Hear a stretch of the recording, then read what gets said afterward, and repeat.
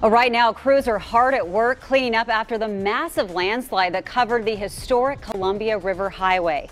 Welcome to KOIN 6 News at noon. I'm Jenny Hansen. Now, this was breaking news at noon yesterday. About 1,000 cubic yards of rock and debris fell onto that highway. It happened near the intersection of Southeast Stark.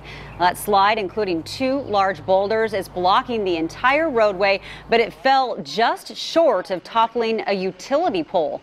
Now, crews will be knocking down any loose rock and making sure that things are stable. And once that's done, they will finally be able to begin clearing the road. Now, we have Don Hamilton from ODOT joining us on the phone now with the latest on this. And what is the situation out there right now, Don? Well, you're exactly right. Just what you said is we've got to make sure that that roadway is safe before we can get our crews in to do the cleanup. We're going to have scalers on the side of the hill. They're going to be pulling down any loose rock. We don't want our crews to be cleaning up and have rocks fall on them. And how long does that process take as far as assessing the hillside and making sure it's safe in the future once you get that cleanup done?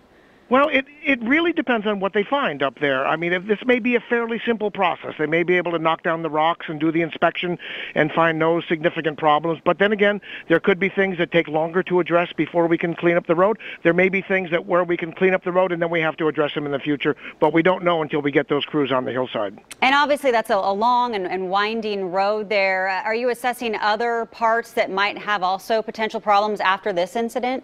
Well, anytime you drop 1,000 cubic yards of rock on the road, including these 2 very large boulders in here too, there's a potential for problems. So once we get the road cleared up, one of the last things we do is to make sure there hasn't been any damage to the road. So that'll be part of the process.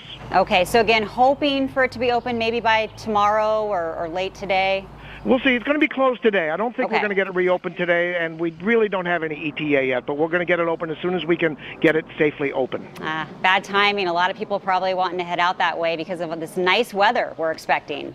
Going to be a nice weekend, I know. We don't want that road out of action for long. Yeah, okay. Thank you, Don Hamilton with ODOT, for joining us for the second day in a row about that landslide out there on the historic Columbia River Highway.